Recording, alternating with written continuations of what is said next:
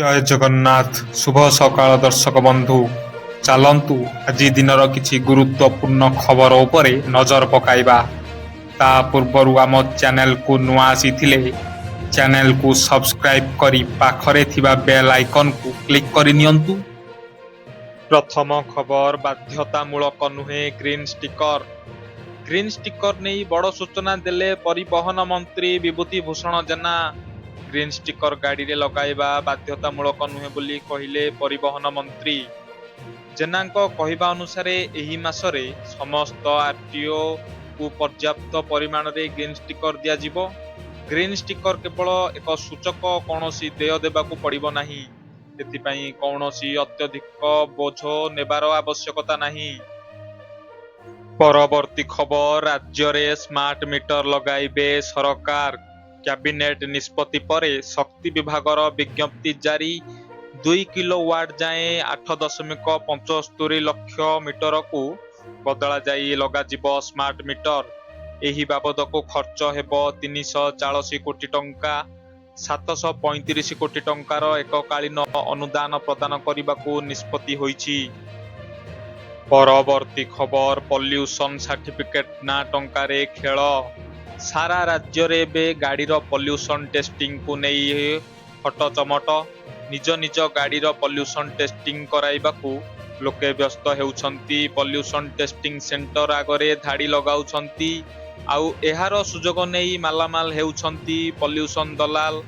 ଆମ ରାଜ୍ୟରୁ ନେଇ ରାଜ୍ୟ ବାହାର ଯାଏଁ ଲମ୍ବିଛି ଏହି ଦଲାଲଙ୍କ କେଳେଙ୍କାରୀ ନେଟୱାର୍କ। ପରବର୍ତ୍ତୀ ଖବର, 800 ଏକର ଜମିରେ ନୂଆ ସହର। ଭୁବନେଶ୍ୱରରେ ପ୍ରସ୍ତାବିତ ନୂଆ ସହର ପାଇଁ ମାଷ୍ଟର ପ୍ଲାନ ପ୍ରସ୍ତୁତି ନେଇ ଆଲୋଚନା ହୋଇଛି। ମାଷ୍ଟର ପ୍ଲାନ ଖସଡ଼ାକୁ ଅନ୍ତିମ ରୂପ ଦେବା ଉଦ୍ଦେଶ୍ୟରେ ଓଡ଼ିଶା ଗୃହ ଓ ନଗର ଉନ୍ନୟନ ବିଭାଗର ପ୍ରମୁଖ ସଚିବ ଉଷା ପାଢ଼ୀ ଆଲୋଚନା କରିଛନ୍ତି। ଉଷା ପାଢ଼ୀଙ୍କ ଅଧ୍ୟକ୍ଷତାରେ ସିଙ୍ଗାପୁରର ସୁବର୍ଣ୍ଣ ଜୁରଙ୍ଗ ଇନଫ୍ରାଷ୍ଟ୍ରକ୍ଚର ପିଟିଇ ଲିମିଟେଡ୍ ପ୍ରତିନିଧିମାନଙ୍କ ସହ ଏକ ଭର୍ଚୁଆଲ ବୈଠକ ଅନୁଷ୍ଠିତ ହୋଇଥିଲା।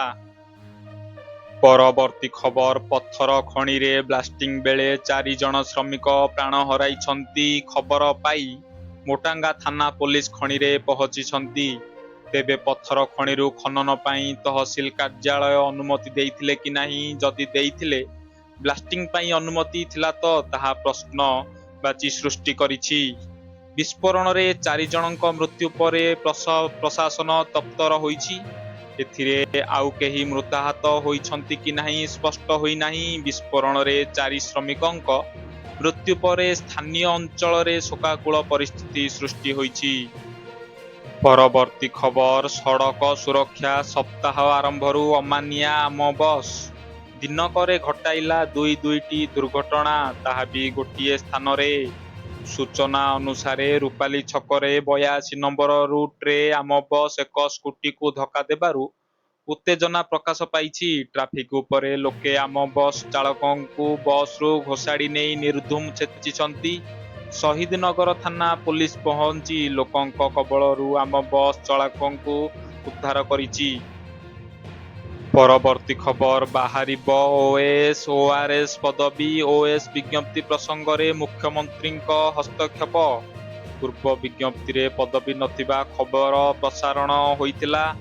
ଖବର ପ୍ରସାରଣ ପରେ ହସ୍ତକ୍ଷେପ କରିଛନ୍ତି ମୁଖ୍ୟମନ୍ତ୍ରୀ। 151ଟି ଅଧିକ ପଦବୀ ପୂରଣ ପାଇଁ ଓପିଏସ୍କୁ ନିର୍ଦ୍ଦେଶ ଦେଇଛନ୍ତି ମୁଖ୍ୟମନ୍ତ୍ରୀ ମୋହନ ମାଝୀ। ବିଜ୍ଞପ୍ତିରେ ପଦବୀ ନଥିବାରୁ ଅସନ୍ତୋଷ ଦେଖାଇ ଦେଇଥିଲେ ଛାତ୍ରଛାତ୍ରୀ। ପରବର୍ତ୍ତୀ ଖବର, ପ୍ରଦୂଷଣରେ ରେକର୍ଡ ଭାଙ୍ଗୁଛି ଓଡ଼ିଶା। ଦେଶର ସବୁଠୁ ଅଧିକ ପ୍ରଦୂଷିତ 4 ସହର ତାଲିକାରେ ଓଡ଼ିଶାର 3 ସହର। ଖବର ଅନୁସାରେ 332 AQI ସହ ତାଳଚେର ଭାରତର ସର୍ବାଧିକ ପ୍ରଦୂଷିତ ସହର। ଦ୍ୱିତୀୟ ସ୍ଥାନରେ ରହିଛି ବାରିପଦା, ଯାହାର AQI ରହିଛି 324। ପରବର୍ତ୍ତୀ ଖବର, ନ୍ୟୁଜିଲାଣ୍ଡ ବିପକ୍ଷରେ ସିରିଜ ପାଇଁ ଘୋଷଣା ହେଲା ଟିମ୍ ଇଣ୍ଡିଆ। ଜାନୁଆରୀ 11ରୁ ଭାରତ ନ୍ୟୁଜିଲାଣ୍ଡ ମଧ୍ୟରେ ଖେଳାଯିବ 3 ମ୍ୟାଚ୍ ବିଶିଷ୍ଟ ଦିନିକିଆ ସିରିଜ। ଜାନୁଆରୀ 11ରୁ କିୱି ବିପକ୍ଷରେ 3ଟି ଦିନିକିଆ ଏବଂ 5ଟି ଟି20 ଖେଳିବ ଟିମ୍ ଇଣ୍ଡିଆ। ଟି20 ସିରିଜ ପାଇଁ ଭାରତୀୟ ଦଳ ପୂର୍ବରୁ ଘୋଷଣା କରାଯାଇଛି। ଆଉ ଶନିବାର ଦିନିକିଆ ସିରିଜ ପାଇଁ ବିସିସିଆଇ ଦଳ ଘୋଷଣା କରିଛି। ପରବର୍ତ୍ତୀ ଖବର ବର୍ଷ ଆରମ୍ଭରୁ ବଡ଼ ସଫଳତା ମିଳିଛି ଛତିଶଗଡ଼ର ସୁକମା ଜିଲ୍ଲାରେ ଶନିବାର ସକାଳେ ଛତିଶଗଡ଼ର ସୁକମା ଏବଂ ପଡ଼ୋଶୀ ବିଜାପୁର ଜିଲ୍ଲାରେ ସୁରକ୍ଷା ବାହିନୀ ଦ୍ୱାରା ଦୁଇଟି ପୃଥକ ଏନକାଉଣ୍ଟରରେ 14 ମାଓବାଦୀ ନିହତ ହୋଇଛନ୍ତି।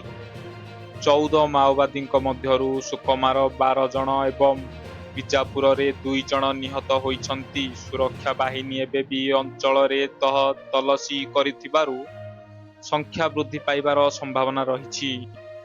ପରବର୍ତ୍ତୀ ଖବର ଭେନେଜୁଏଲା ଉପରେ ଆମେରିକାର ବଡ଼ ହାମଲା, ରାଜଧାନୀ କାରାକାସରେ ଏୟାର ଷ୍ଟ୍ରାଇକ୍। ଏମର୍ଜେନ୍ସି ଘୋଷଣା କଲେ ଭେନେଜୁଏଲା ରାଷ୍ଟ୍ରପତି। ରାଜଧାନୀ କାରାକାସରେ 7ଟି ମିସାଇଲ ମାଡ଼ କଲା ଆମେରିକା। ପରବର୍ତ୍ତୀ ଖବର ଆଇପିଏଲରୁ ବିଦା ହେଲେ ମୁସ୍ତାଫିଜୁର ରେହମାନ।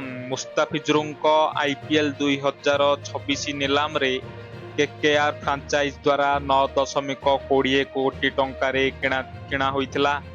ବାଂଲାଦେଶରେ ହିନ୍ଦୁ ସଂଖ୍ୟାଲଘୁଙ୍କ ବିରୋଧରେ ସମ୍ପୃକ୍ତ ଘଟିଥିବା ଏହି ହିଂସା ପରେ କେକେଆର ଏବଂ ଦଳର ମାଲିକ ଶାହରୁଖ ଖାନଙ୍କ ବିରୋଧରେ ପ୍ରଶ୍ନ ଉଠିଥିଲା।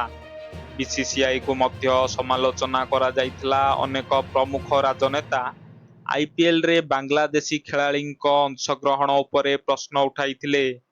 ବିବାଦ ବୃଦ୍ଧି ପାଇବା ଦେଖି ବିସିସିଆଇ ହସ୍ତକ୍ଷେପ କରି କେକେଆରକୁ ମୁସ୍ତାଫିଜରଙ୍କୁ ବିଦା କରିବାକୁ ନିର୍ଦ୍ଦେଶ ଦେଇଥିଲେ।